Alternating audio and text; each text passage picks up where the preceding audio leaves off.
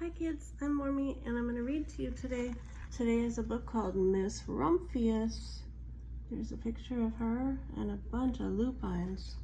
The story and pictures today are by Barbara Cooney. There's some more pretty lupines. This book is illustrated very beautifully. To St. Nicholas, patron saint of children, sailors, and maidens.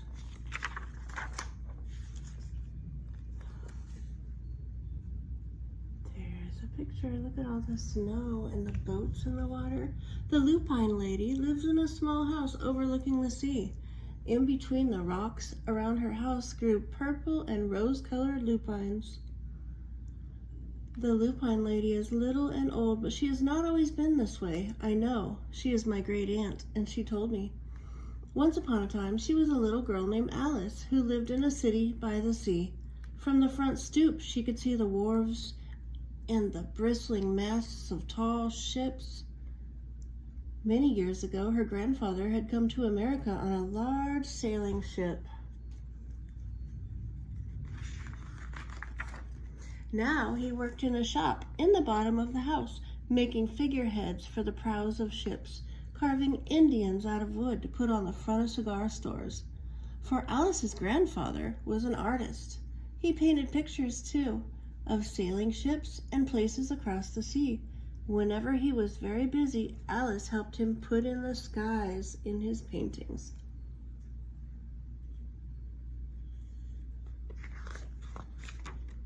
In the evening, Alice sat on her grandfather's knee and she listened to his stories of faraway places.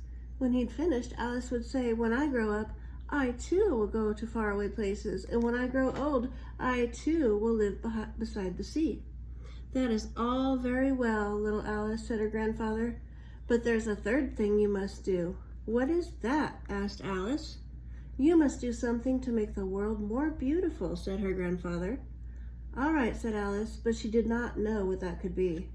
In the meantime, Alice got up and washed her face and ate porridge for breakfast. She went to school and came home and did her homework, and pretty soon she was grown up. Then my great aunt Alice set out to do the 3 things that her grandfather had told her to do. She left home and she went to live in another city, far from the sea and the salt air. There she worked in a library, dusting books and keeping them from getting mixed up, and helping people find the ones that they wanted. Some of the old books told her about faraway places. People called her Miss Rumphius now.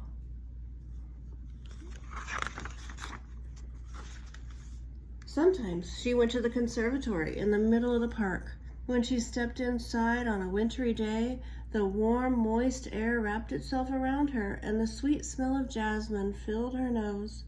"It's almost like a tropical isle," said Miss Rumphius, "but not quite.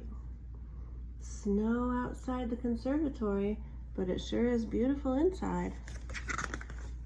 So Miss Rumphius went to a real tropical island where people kept cockatoos and monkeys as pets. She walked on long beaches, picking up beautiful shells. One day she met the Baja Rapa, the king of a fishing village. "You must be tired," he said. "Come into my house and rest." So Miss Rumphius went in and met the Baja Raja's wife. The Baja Raja himself fetched a green coconut and cut a slice off the top so Miss Rumphius could drink the coconut water inside. Before she left, the Baja Raja gave her a beautiful mother-of-pearl shell on which he had painted a bird of paradise and the words, "You will always remain in my heart." "You must always remain in mine too," said Miss Rumphius.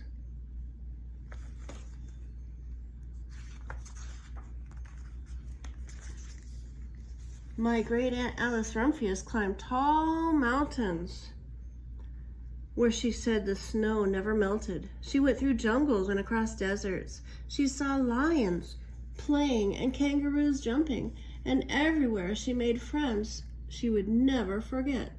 Finally, when she came to the land of the lotus eaters and there getting off a camel, she hurt her back. "What a foolish thing to do," said Miss Rumphius. "Well, I certainly have seen faraway places. Maybe it's time to make my place by the sea." It was, and she did. From the porch of her new house, Miss Rumphius watched the sun come up. She watched it cross the heavens and sparkle on the water. She saw it set in glory in the evenings. She started a little garden amongst the rocks that surrounded her house, and she planted a few flower seeds amongst the stony ground. Miss Rumphius was almost perfectly happy. But there is still one thing I must do, she said. I want to do something to make the world more beautiful. But what? The world is already pretty nice, she thought, looking out over the ocean.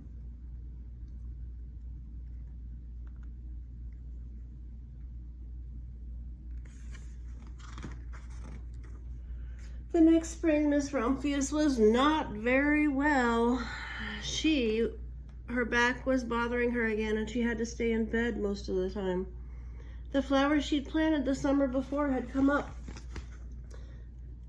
and bloomed in spite of the stony ground. She could see them from her bedroom window. Blue and purple and rose-colored lupines. Lupines, said Miss Rumphius with satisfaction. I've always loved lupines the best. I wish I could plant more seeds this next summer so I can have more flowers the next year. But she was not able to. After a hard winter came, Miss Rumphius was feeling better. Now she could take walks again. One afternoon, she started to go up and over the hill where she had not been in a long time. I do not believe my eyes, she cried when she got to the top, for there, on the other side of the hill, was a large patch of blue and purple and rose-colored lupines. It was the wind, she said, as she knelt in delight. It was the wind that brought the seeds from my garden to here, and the birds must have helped. Then Miss Rumphius had a nice idea. She hurried home and got out her seed catalogs. She set off the very best seed houses for 5 bushels of lupine seeds, and that summer her pockets were full of seeds. She wandered over fields and headlands sowing lupins. She scattered seeds among the highways and down the country lanes. She flew some of them around the schoolhouse and the back of the church. She tossed them into the hollows along stone walls. Her back didn't hurt her at all anymore. Now some people called her that crazy little old lady. The next spring, there were lupines everywhere. Fields and hillsides were covered with blue and purple and rose-colored flowers. They bloomed along the highways and down the lanes.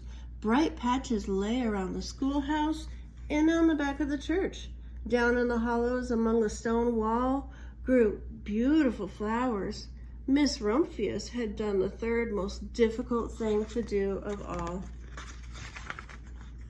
My great Aunt Alice, Miss Rumphius, is very old now. They call her hair is very white. Every year there are more lupines. Now they call her the Lupine Lady. Sometimes my friends and me stand outside her gate, curious to see the little old lady who planted the fields of lupines. When she invites us in, they come slowly. They think she's the oldest woman in the world. Often she tells us of all the faraway places she's been. When I grow up, I tell her, I too will go to faraway places and come home to live by the sea.